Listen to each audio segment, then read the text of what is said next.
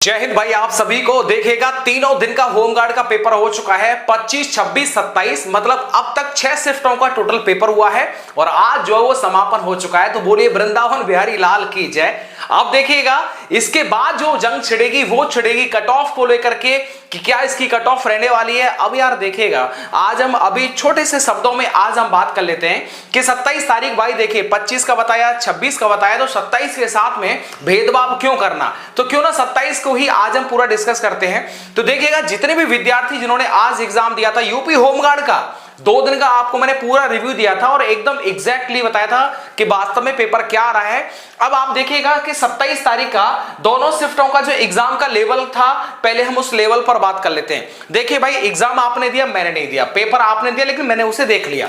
तो यहां पर आप देखिएगा लेवल जो है इस एग्जाम का कैसा रहा था, क्या ये इजी या मॉडरेट या हार्ड। भाई देखिएगा इजी मॉडरेट नहीं, ये दोनों ही शिफ्टों का जो पेपर था वो अच्छा खासा था, मतलब एक हार्ड लेवल का था। ठीक है, आसान जो है वो आज का भी पेपर नहीं आया। मतलब आप समझिएगा कि जब से यानी कि 25 तारीख से ये चालू हुआ है फिर 26 को हुआ और आज जो है वो 27 को आज इसका समापन हो जाता है।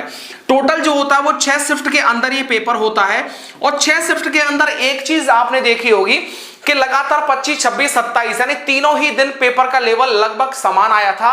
इसमें बहुत कुछ जो वो अंतर नहीं देखने को मिला है। आप कहेंगे कि भैया 25 का बहुत आसान था, कोई कहेगा 26 का जिसको 27 का था, और जो आज देकर के आए वो कहेंगे भैया 26 का आसान था लेकिन हमारा शिफ्ट का पेपर बहुत हार्ड था। तो मेरे भाई तीनों दिन जो पेपर हुए हैं 6 शिफ्ट में प्रॉपर तरीके से 6 शिफ्ट का पेपर एकदम हार्ड था। आप इसे आसान तो भाई नहीं बोल सकते।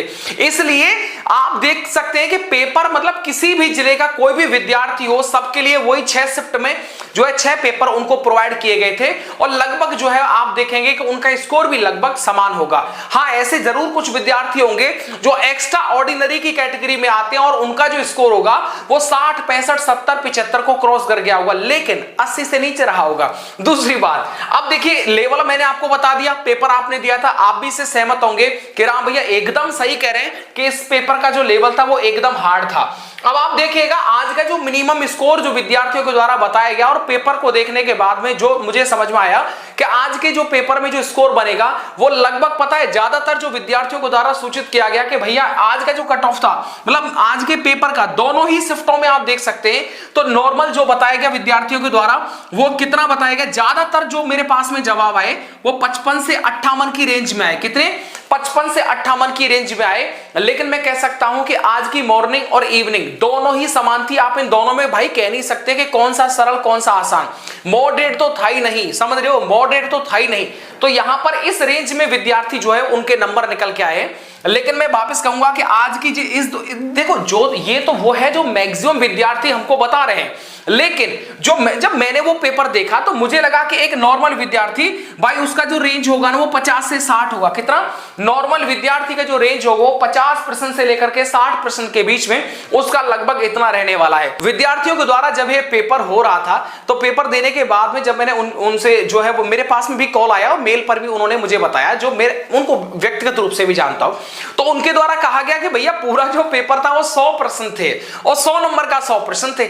उस पेपर के अंदर बस 20-25 प्रश्न ही जो ऐसे हैं जो हमने एकदम ईमानदारी से किए थे, बाकी 80 प्रश्न ऐसे थे जो हमने एकदम तुक्का लगाया। उनमें कितना? 80 प्रश्न के अंदर तुक्का लगाया है। मात्र 20 ऐसे थे तो लग रहा था कि भाई जो हम 4-5 महीने में पढ़े और तैयारी किए एकदम बॉडी सॉडी बनाई है वो मात्र 20-25 प्रश्न ही हमको दिखाई दे रहे थे, बाकी सब ऐसे दिखाई दे रहे थे पता नहीं कौन से मंगल ग्रह से आए हुए हैं। तो ऐसे में देख सकते हैं कि पेपर का उच्च लेवल, समझ रहे हो ना। अब एक चीज बताइएगा, बाकी मान लीजिएगा 20 क्वेश्चन तो आपके जो पढ़े थे वो आ गए, बाकी 80 क्वेश्चन में आप तुक्का लगाया। अब 80 क्वेश्चन में 80 क्वेश्चन तो सही होने से रहे, अब मान लो इसमें कितना आ जाएगा, मान लो किसी का 30 क्वेश्चन सही हो गया, किसी का 40 क्वेश्चन सही हो गया, ये बहुत बड़ी बात है। तो ऐसे में ये आपको देखने को मिला है और ये ज्यादातर सभी विद्यार्थियों के साथ में ऐसा हुआ है। तो अब एक चीज समझिएगा कि अब जो पेपर आपका कल का जो दिन होगा उस दिन के अंदर हम तीनों ही दिन के अंदर होने वाले पेपर को एक साथ में ऐसा प्रयास करूंगा कि जो मेरे साथी हैं जिन्होंने दरोगा का एग्जाम दिया था और अच्छे खासे नंबर है, मतलब मुझसे भी उनके अच्छे नंबर हैं, तो क्यों ना उनसे एक बार इन 3 दिनों का जो पेपर है उनसे एकदम सॉल्व करवाया जाए और फिर एक एस्टीमेट निकाल के आएगा कि भाई वास्तविकता क्या है।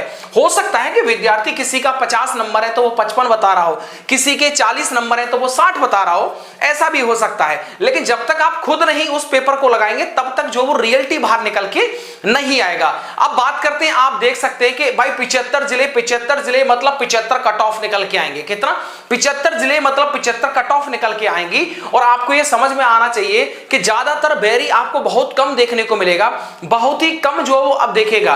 पेपर खत्म हो गया है, अब हम आराम से जो है आपको मैं ये बता सकता हूं कि ये जो मंडल है, क्या मंडल के हिसाब से मैं आपको बताऊंगा।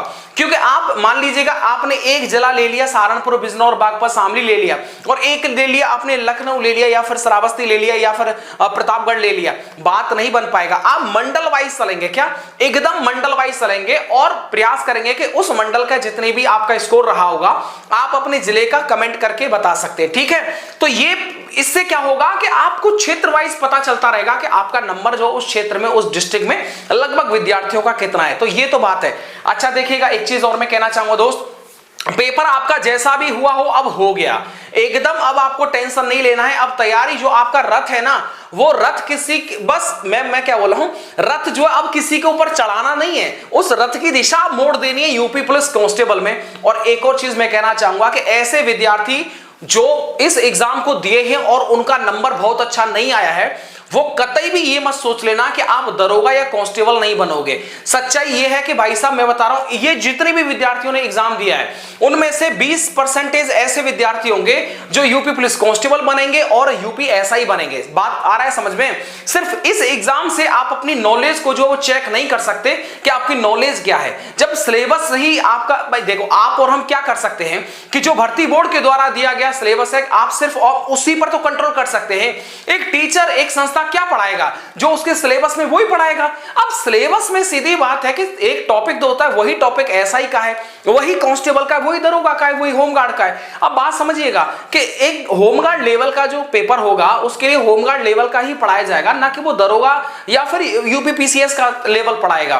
तो ऐसे में मैं ये बात मानता हूं कि सिलेबस के अकॉर्डिंग टीचरों के द्वारा पढ़ाया गया है। लेकिन जब आया ही नहीं, जब अब इसमें टीचर की क्या गलती है बताइएगा। हाँ, मैं ये मानता हूं कि इस तरह का क्लेम करना बहुत सही नहीं होगा, ये सही वे नहीं है कि जब पता है कि किसी का भी नहीं फंसा है तो मतलब आपका भी नहीं फंसा हुआ है। जब आपका भी नहीं फंसा हुआ है तो ये गलत बात है कि ये एकदम क्लेम कर देना कि भाई साहब 80 और 90, ये एकदम गलत है। आप देखिए आप क्या जवाब दे सकते थे अगर आपको इतना ही ज्यादा जो है वो एक्साइटमेंट था कि बच्चों से जैसे ही पेपर हुआ सामने आने का, तो उसका जवाब ये भी तो हो सकता था कि देखिएगा जो आपका सिलेबस था भर्ती बोर्ड के द्वारा दिया गया था, उस सिलेबस को हमने पूरा पढ़ाया और आपने भी पढ़ा और आपने भी समझा कि हमने पूरा मेहनत किया। जब उस सिलेबस में से ही पेपर भर्ती बोर्ड के द्वारा बनाया गया और उस सिलेबस को ध्यान में न रखते हुए अलग लेवल के जो क्वेश्चन हमारे आपके सामने आए, तो अब इसमें टीचरों की या किसी संस्था की क्या ही गलती हो सकती है बताइएगा। आपके पास में अगर आप कोई ऑनलाइन नहीं पढ़ते, ऑफलाइन नहीं पढ़ते, तो आप क्या पढ़ते? किताबों को पढ़ते। और किताबों में क्या होता? आपका सिलेबस होता। अब मान लीजिएगा उस सिलेबस में से ये नहीं आता, उस सिलेबस में से नहीं आया, तो किताब की या किसी संस्था की कैसे गलती हो सकती है? तो लेकिन अब फिर भी ये क्लेम करना कि नहीं नहीं नहीं ऐसा, तो वो जो है वो ज्यादा ठीक नहीं होता है। ऐसे में आप अन्य संस्था से भी जो वो देख सकते हैं, सीख सकते हैं कि अन्य संस्था भी जानती है कि अभी आग लग रही है, क्या अभी एकदम आग जली हुई है। अब उसके पास यानी उस पर बोलने का मतलब है कि एकदम अपने हाथों को जो है ना एकदम जला लोगे। तो इसलिए अन्य संस्थाओं से भी आप सीखा जाए कि किस तरीके से अपने वो बिजनेस को आगे बढ़ा रहे हैं। यस ना, वो इस मुद्दे पर बोले नहीं, इस टॉपिक के ऊपर उन्होंने कोई जो है वो एक भी वीडियो नहीं आया उनका, वो इसीलिए नहीं आया क्योंकि एक तो कहने को ये हो जाएगा कि भाई भर्ती बोर्ड ने बना किया है, बात समझ में आ रहा है। लेकिन अब देखना होगा कि पेपर खत्म हो गया, उसके बाद में अन्य जो एकदम ब्रांड है उनका जो स्टेटमेंट क्या आता है, बाकी देखने वाली बात होगी मेरे दोस्त। जैसा रहा वो ठीक है, अब पेपर आपके फॉर्म भरा था, पेपर दे लिया। अब इसके बाद में देखिएगा, खैर कट ऑफ का चलता रहेगा, उसकी कोई दिक्कत नहीं है क्योंकि जिले बहुत है, बात होता रहेगा। लेकिन अब बात ये आता है कि यूपी पुलिस कांस्टेबल पर पूरा ध्यान देना और यूपी होमगार्ड की जो ड्यूटी से संबंधित आपके जितने भी प्रश्न सवाल हों वो सब आप कमेंट बॉक्स के अंदर लिख देना, क्योंकि मेरे साथ में होमगार्ड ड्यूटी करते हैं, क्या हमारे साथ में होमगार्ड ड्यूटी करते हैं। तो आप जो भी सवाल पूछेंगे वो मैं आपके सारे जितने भी डाउट्स है, जितने भी भ्रम है, वो सब के सब उजागर कर दूंगा, सारी चीजें बता दूंगा कि ड्यूटी में क्या होता है, क्या आपको मिलता है, क्या कितना ज्यादा आपको नहीं मिलता है। तो ऐसे में अपना रथ है ना भाई, वो कांस्टेबल या एसआई की तरफ ही मोड़ करके रखना। सोचे कि बस यही है, नहीं, आगे जैसे ही आप ज्वाइन करेंगे उसके अगले दिन सोचने लग जाएंगे, और सोचेंगे नहीं 10 बार सोचेंगे कि यार आई मेड अ मिस्टेक। तो ये सब जो है थोड़ा ध्यान रखिएगा। अब मैं आगे बात कर लेता हूं। देखिएगा, अब आने वाला यूपी पुलिस कांस्टेबल होगा और उसको लेकर के आप टेंशन में आ गए कि भैया पेपर जो है, जब जून 2026 में यूपी पुलिस कांस्टेबल का पेपर होगा 32,000 वाले का, अब उसमें क्या होगा, क्या उसमें भी इसी तरीके का स्टैटिक जीके आएगा? देखिए भाई, जो होगा वो देखा जाएगा, लेकिन मैं एक बात दावे के साथ में कह सकता हूं कि आप डिमोटिवेट हो गए तो सीधी बात है, आप होमगार्ड से भी बाहर हो गए और इधर कांस्टेबल से भी हो जाएंगे। लेकिन डिमोटिवेट नहीं होना है, बात आप समझिएगा। होमगार्ड के अंदर सिलेक्शन लेना बड़ी चीज है, बड़ी बात है। बड़ी चीज इसलिए हो गई क्योंकि ये पेपर सिर्फ एक ही सब्जेक्ट थी, इसमें जीके, और जीके में आप देख सकते हैं कि 100 प्रश्न आप कहें कि 80 नंबर आ जाए, 70 नंबर आ जाए, मेरे भाई ये बहुत बड़ी बात है। लेकिन यूपी पुलिस कांस्टेबल में ऐसा नहीं होगा।